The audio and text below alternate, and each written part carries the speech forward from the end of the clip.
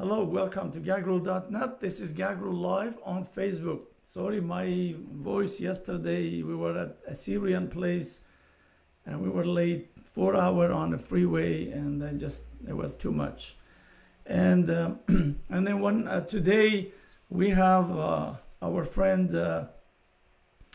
Appo Jabarian. Is that what you say it? Yeah, Appo Jabarian. Jabarian guest. Let's run this.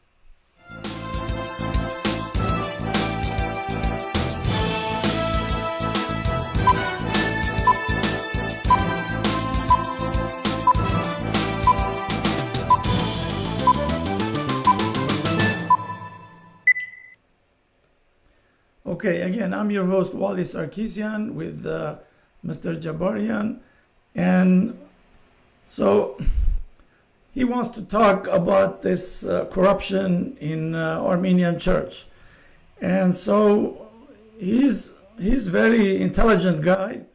He's a journalist, he's actor, he's has a TV host, among many things, and I'm sure he'll probably introduce himself and say, so he knows lots, and he knows lots about religion, which I have no clue, don't know nothing about religion, but I know churches, mosques, and things like that, And so he's taking on Armenian religious leaders both in California and in Armenia, Yerevan, which is called Echmiadzin. And so we want to ask him, what evidence do you have on this? So, Mr. Jabarian, welcome. Thank you, Wally. Thank you, Mr. Sarkeesian. Thank you for the opportunity and the invitation. I'm privileged to be on your quality TV program, and I appreciate the opportunity that we will be discussing. I will be answering any questions that you have, any easy, medium, or hard questions that you have. I'll be glad to share whatever is in my possession as an investigative journalist. And I happen to be, by the way, a member of National Press Club in Washington, D.C., and also member of French-speaking Journalists International Union. And I'm a recipient of Ellis Island Medal of Honor and also California Supreme Court Justice Armand Arabian's Community Leadership Award. And Justice Arabian, God bless his spirit, he has been a major donor and supporter of the Western Diocese. So had he been around now, he would have, I'm sure he would have been in approval of the editorial orientation of USA Armenian Life and the Armenian Language High-Gank Armenian Weekly. So tell us, what evidence do you have that there is a corruption or wrongdoing in this leadership? The evidence is overwhelming. Back in 2014, starting from the year 2014, many old-timer American Armenians who have high reputation, as a group in our community, American Armenians, the old-timers, have an excellent reputation for being law-abiding citizen and a group in our community, one of the healthiest groups in our community, the diaspora population, Armenian population, that is, to be a group that appreciates and maintains transparency and accountability. And to their credit, they have been actively concerned about ongoing corruption.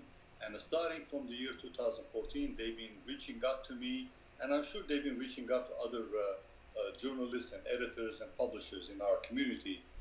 But also, they also reached out to me, and they've been sharing evidence and facts about corruption, which is, by now, I can comfortably say that it's massive corruption.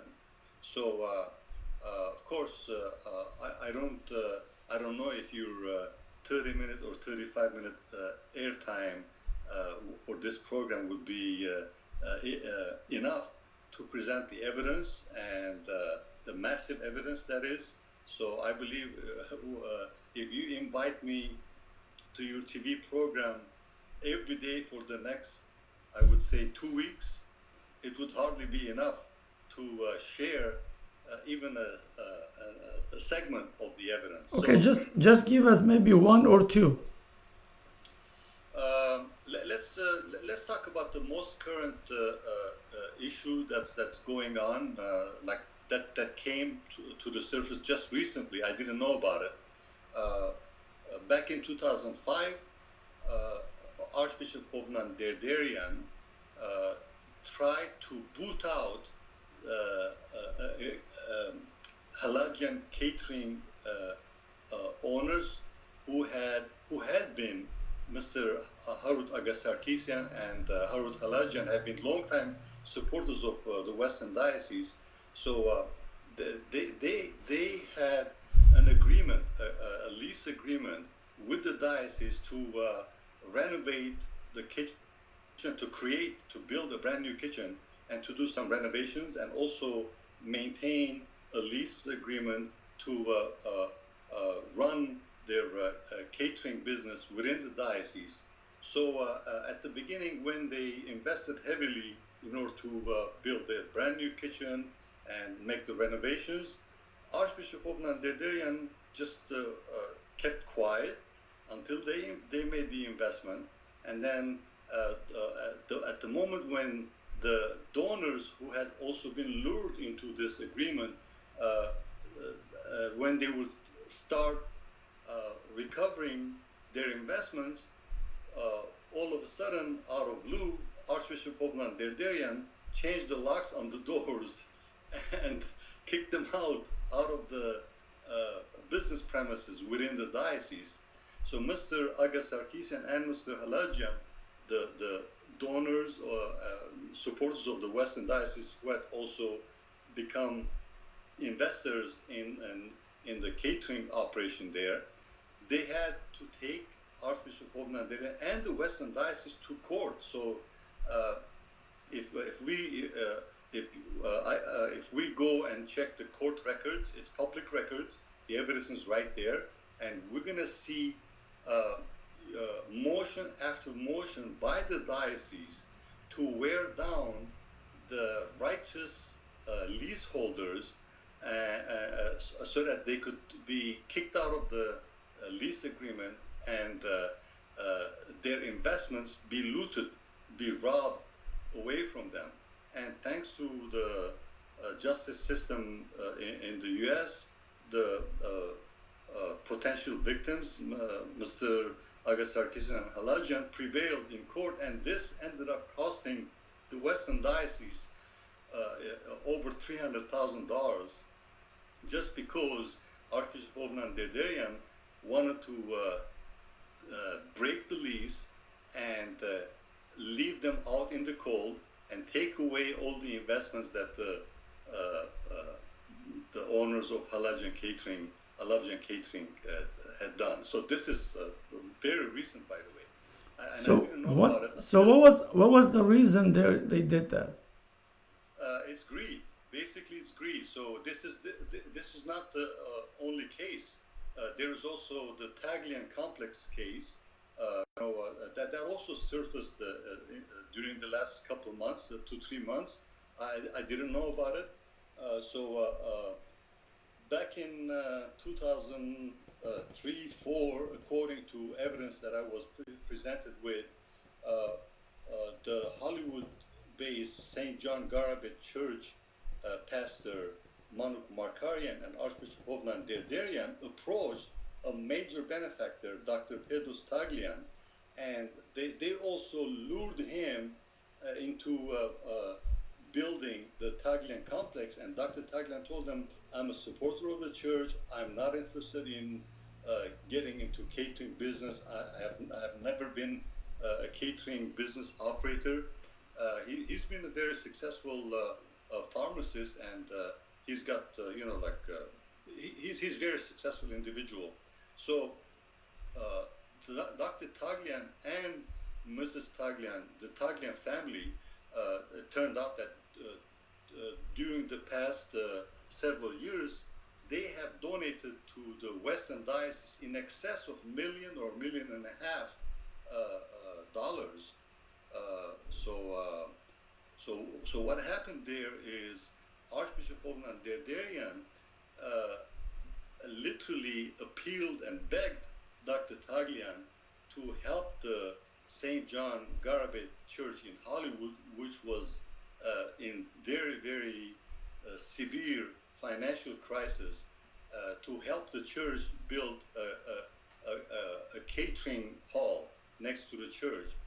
And of course, the type of hall that they were talking about cost millions and millions of dollars. And Dr. Taglian told them he's not interested. So they said, please, please, please help the church. We need to bring some financial help to the church. So, and they also offered him to secure the loan, which is multi-million-dollar loan. I believe in excess of $15 or $16 million. So they also, Archbishop Derderian told them, you can maintain the supervision of the Taglian complex until you recover your money. So after millions and millions of dollars were invested by Dr. Taglian, Archbishop Hovnan Derderian and his partner, Pastor Manu Markarian, tried to boot him out from that agreement so that they could they take over the Taglian complex. So you call this corruption? It's blatant. So it's public record. So Dr. Taglian told them, you want to take over the Taglian complex, you must also take over the multi-million-dollar loan repayment responsibility. Guess what? Archbishop Hovnan Derderian and Pastor Markarian refused to assume responsibility. Wouldn't it make sense for them to take over? If they're taking over assets, they should also take over the responsibility of the loan repayment. Okay. So these are the two ongoing cases right now. So anybody can investigate and look for themselves, prove for themselves. Now, besides this, there are many, many other cases. Archbishop Hovnan Derderian has been systematically eliminating morally and spiritually healthy members of clergy. The type of clergies that would not agree with him to do money grabbing and to conduct his corrupt way of doing business within the diocese. What is his religious title? His religious title, he's archbishop. He has the rank of archbishop. In reality, in the Armenian Apostolic Church, traditionally, bishop is a good enough title, but in the last decade and a half, Catholicos of all Armenians, Sarkeesian II, being the type of businessman that he is, like his current archbishops, he's been selling the title archbishop. Okay, okay, all right. So how about this guy, the Sarkeesian too? What is your take on him? Well, he's literally, there are, I would say, hundreds and hundreds of investigative articles written by several investigative journalists in Armenia and around the world on him being highly corrupted, and also he has, even though Sarkeesian II has taken his celibacy vows within the Armenian Apostolic Church, according to his vows, he's not supposed to have sex with anybody or any woman or anyone else. they have to abstain from sex. So Karakin II has his secret wife and kids. So I'm not against the idea of men having 20 kids. God bless them. But if somebody has taken a religious vows to maintain celibacy, to be a celibate priest, which is a type of vow that a person becomes fully devoted to his flock rather than have divided attention. Yeah, but who cares about that? What is that? Yeah, who cares about that? But the Armenian Apostolic Church has serious commitment issue here. So if some of the corrupted spiritual servants do this. They take celibacy vows because they know if they become derhai, which is married priest, father priest who's married, they do not have the opportunity to have promotion in ranks and to become primates like Archbishop of Nanderderian, or even become Catholicos like Karakin II. So they have cheated. They have made a mockery out of Armenian Apostolic Church. But who but who you blame this? This is, you have to blame the church, not Karakin. It's the system. They put it in place. Which they know he's a man. When he sees woman, well, he needs something. Okay, these facts came to the surface after the fact. See, in the past, when religious leaders like Karakin II or Archbishop of Nanderderian, when facts surfaced after they achieved the position, they took the high road, the moral high road, and they abdicated themselves from their position. So resigned. So in the history of the Catholicosate of the Holy Echmiadzin See, we've had over 14 or 15 Catholicoi who have been dethroned because of the fact that they were involved in scandals after the fact that they have achieved high-ranking position within the Armenian Apostolic Church. So as long as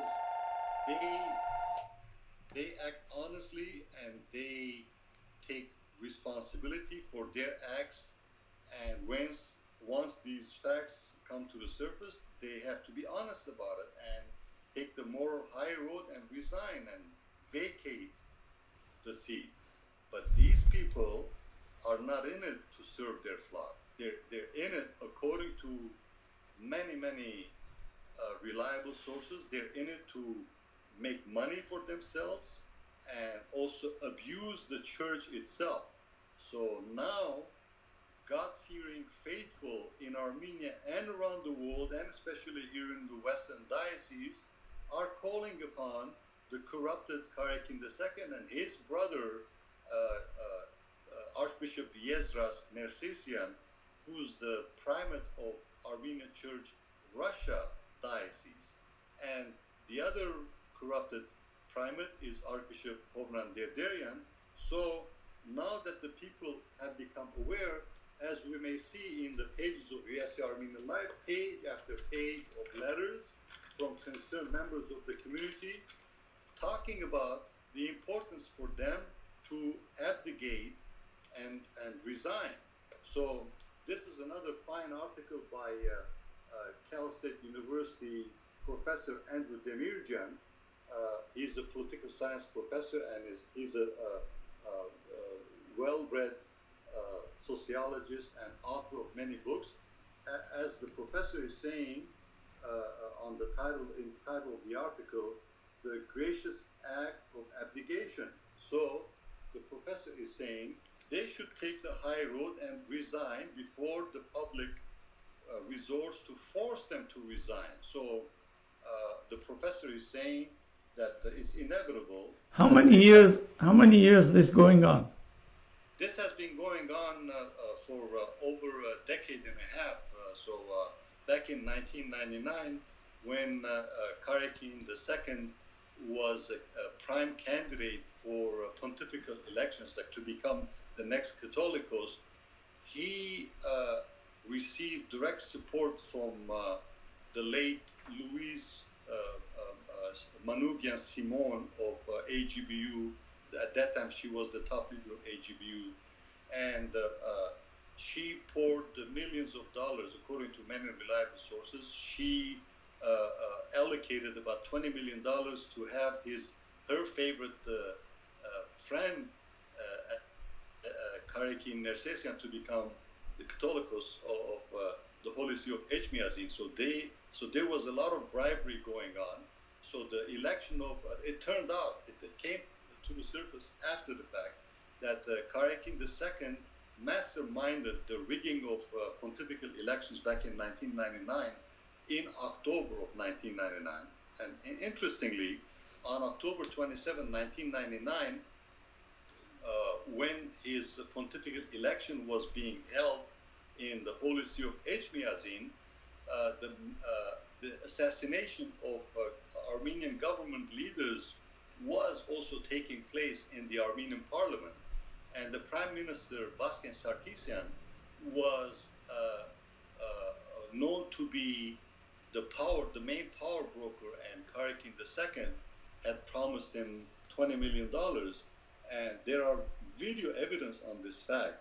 At that time, we will see in the video a young priest who was also, I believe, at that time, the primate of the Armenian Church Canada Diocese, Archbishop Hovnan Derderian. When Karakin II was delivering his speech, his acceptance speech in the Holy See of Echmiadzin, at that very moment, the news came on the assassination of Baskin Sarkeesian and Garin Demirjan, the president of the parliament, and many other government leaders. So in the video evidence, two separate video evidence, we will see Hovnan Derderian kissing a note of paper, a small paper, and passing it on to Karakin II, who then breaks the news to his audience at the Holy See of Echmiadzin, announcing the sad news for the assassination. And in the tradition of Armenian Apostolic Church, when a spiritual servant kisses a note and then passes on to another priest, means it's good news. Just like in Armenian we say, Christos Znavev Haitnesav Tsezimez Avedis. Christ is born,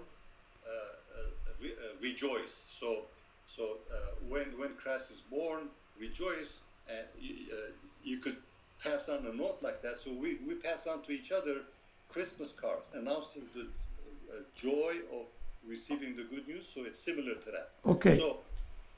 Okay, so if there is so much people writing those articles, letters, and all that, but you know how Pashinyan overthrew the government, right? He went to Gyumri with a couple of people, and they walked to the public square. By then, everybody was in. He targeted Sarkeesian, and he overthrew the government. Why can't you guys, if you guys serious, you guys know there is enough evidence, why can't you and your group go to the public square, march to the Echmiadzin?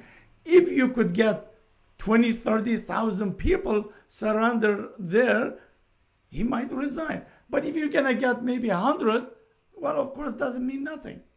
So why can't you guys do that? You're absolutely right. First and foremost, it's not my job to organize. Well, but whoever is doing this. Rallies. I am only an investigative reporter. Right. Okay. But I can tell you that with confidence that there are a growing circle of concerned Armenians throughout the world. See, the Armenian society in Armenia has not been focusing on the corruption issue within the Armenian Church as much as they've been focusing on corruption in the government. So traditionally, we have to understand that Armenia comes from a Soviet background where religion had nothing to do. And matter of fact, currently, as a direct result of Soviet policies, currently there are hundreds and hundreds of Armenian churches in Armenia and Artsakh that are not functioning, and they are owned by the state. They were taken away from Holy Echmiadzin. So Armenian people in Armenia are just waking up to the importance of keeping Armenian Apostolic Church as a healthy institution. They're just waking up about the fact that Armenian Apostolic Church is a national treasure. So now we have more and more people becoming aware of the fact that whether you're an atheist Armenian or a Catholic Armenian or Jewish Armenian or Christian Armenian, doesn't matter. Now everybody's coming to the conclusion, to the same conclusion, that Armenian Apostolic Church is a national treasure, and now the corruption issue within the Armenian Church is becoming a political issue. That's where Karakin II and his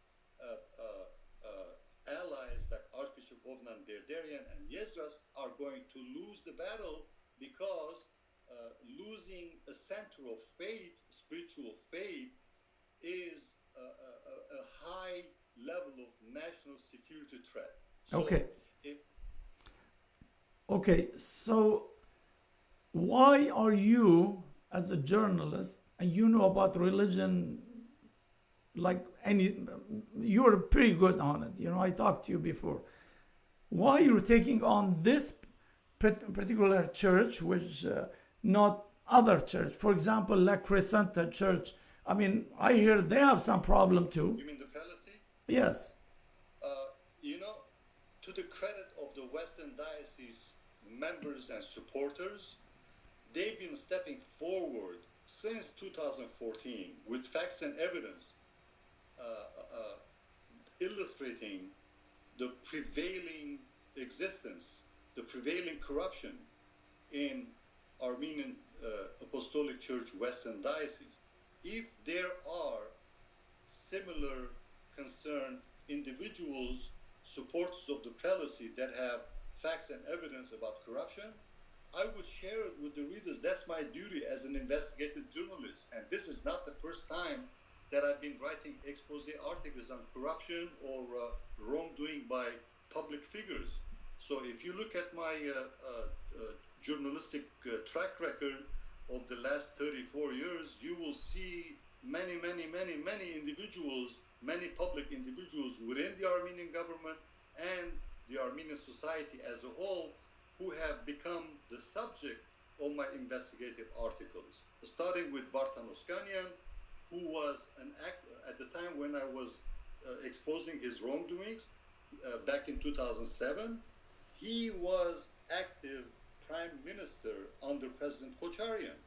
I've written on wrongdoings by Rafi Hovanesyan, who was at the time the parliament member in Armenia, the former foreign minister, and also Richard Giragosyan, Salpi Ghazarian. Salpi Ghazarian, was the executive director of Civilitas Foundation in Armenia, who was involved in high level of corruption at Civilitas, and there was big misappropriation of funds within Civilitas, and I had written an expose on it, and now Salpi Ghazarian is being preserved at the USC Institute of Armenian Studies, so she's being preserved by I don't know whom, but that's another story though. So if you look at my track record as a journalist, you will see that I've been consistent in my approach to wrongdoings and corruption. So this is not the first time that I'm writing expose articles on corruption. Going back to Western Diocese, after everything said and done, the Western Diocese, I will guarantee you this, and the Armenian American community at large, after everything is said and done, the Western diocese segment in our community will emerge as the healthiest Armenian community in the entire Armenian world, because they are actively working, endeavoring to clean house. So they want to save the Western diocese from Archbishop of Nanderya, and I give them a lot of credit. Now, as an investigative reporter, it's my duty to share with the readers. I have taken a journalistic vows from the time when I was attending college and university studying political science and journalism. I have taken my vows since many, many decades to serve the readers, and also as a publisher and managing editor of USA Armenian Life, which is a non-partisan, is truly independent publication. As many readers know, USA Armenian Life is coming out 48 pages print edition every week, 24 pages in Armenian, which is called Haigyan, and 24 in English, and on occasions we do publish over 60 and 72 pages in 1 week. So this publication is truly independent, and I have made sure I'm a business-oriented publisher. As you may see, USA Armenian Life has the largest volume of advertisers anywhere in the world in the Armenian media. Why? Because that's healthy. It's healthy for publication not to be controlled by any special interest group or any one political party or any one institution. So you care about this subject because of as a journalist, or is just because you're a Christian member of that church? Both. I've served in the church from my youth days, and I do value highly the importance of maintaining faith. I don't care if an Armenian is Muslim, Jewish, Christian, atheist, doesn't matter. We must have some kind of faith that good will overcome evil. The faith is very, very important. If we lose faith, we lose everything. So why would the Armenian soldier in Armenia risk his life protecting the borders of Armenia if that soldier is void from faith? Havat. If we lose our faith, we lose everything.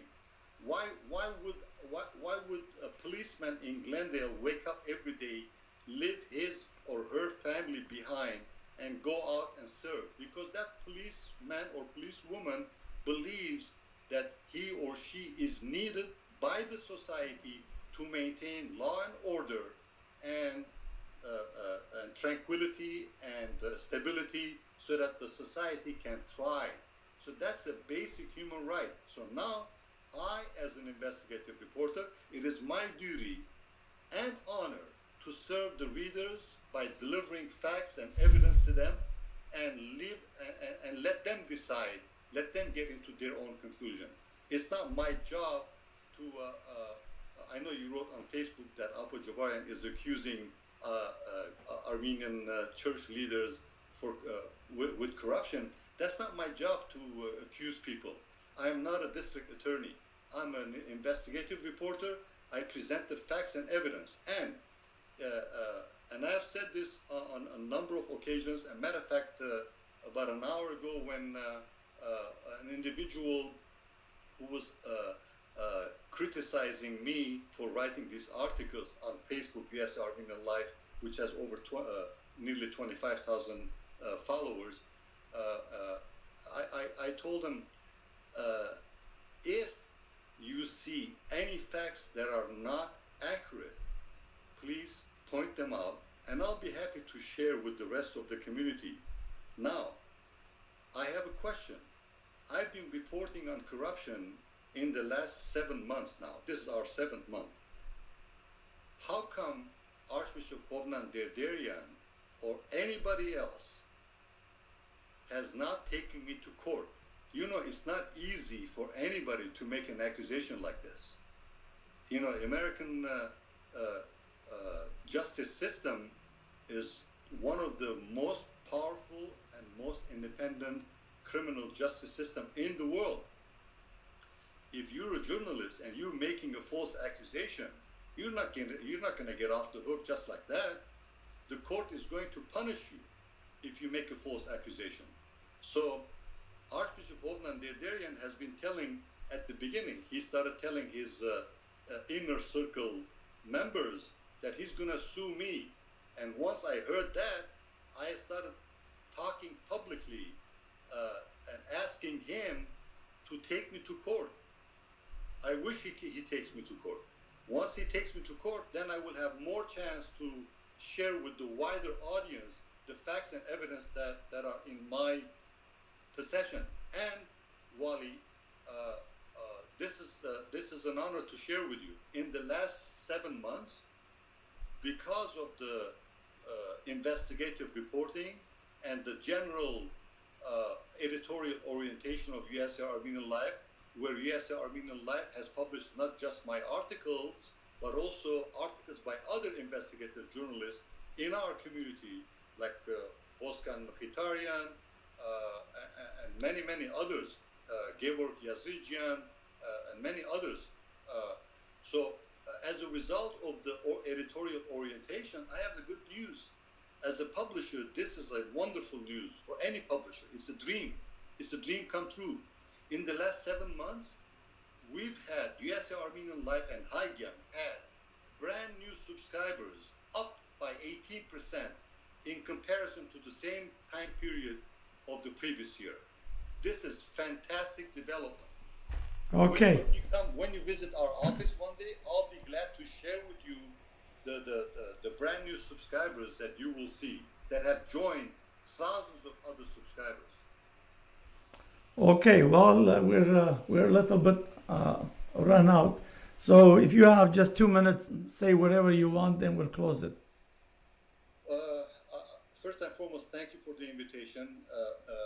I will, when I first started to write investigative articles on corruption within the Armenian Church Western Diocese, I only had enough material for 2 articles. That was in early February. But after I received the death threat, and I shared the sad news of death threat being delivered by 3 men that belong to the Western Diocese, many members in the community became even more concerned. And the articles and the news of death threat has empowered new individuals within the diocese and within the community to step forward with more evidence. I didn't know that I was going to have this many articles written about corruption. So as if I run out of evidence, I'm going to stop writing articles on corruption in Western Diocese. But it looks like more evidence is coming. More people are stepping forward, and of course, I've been keeping my promise to keep their identity private, because it's my right as an investigative reporter to protect the identity of my sources. And I want to thank many individuals within the diocese and within the Armenian Church for being courageous, for being individuals of high integrity, and for being actively concerned about the well-being of the Armenian Apostolic Church. Okay, thank you very much, and wish you all the best. And from the church people, you have to come say something about Appo. You're welcome. We're just giving everybody a chance and to make their point. A few weeks ago, I was invited by ARTN TV, which is a major television chain in United States. When they invited me on a live TV conversation, the TV host, Mr. Derenik Yapunjian of ARTN, told me that he had invited Archbishop Hovnan Derderian to also make an appearance. I told the TV host something even better. If Archbishop Hovnan Derderian wants to have a live debate with me, a live conversation on TV, communicate with me on TV, I'll be glad to come. But apparently, so far, he has declined any kind of invitation like that. Well, thank you very much. Thank you, Mr. Sarkeesian. Yeah. And stay there, and we'll be back. I just want to talk a few things. Okay, so thank you for watching. And all this week till maybe Monday, we're gonna show you things about Assyrian. They were they had this August 7 memorial for their fallen people. I mean, Assyrian, they went through really, really much more massacre than others by different groups. So we're gonna have interviews and with many people. One of them, like actually, it's not just one, maybe 5-6 people. They're political leaders and community leaders. They were all there. We'll bring you all live every day at 9 o'clock. Okay, so thank you for watching, and we'll see you some other episode.